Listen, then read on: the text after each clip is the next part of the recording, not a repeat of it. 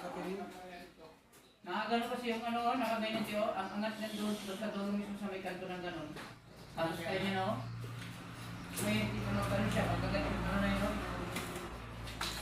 Frame na yun. Marami kasi yung nagdi-design lang. Hindi nila titingnan kung naka-proportion, kung naka-compatible. Ganyan. Parang yung style ba ni interview? Kung kaya niya i-ano kahit anong design.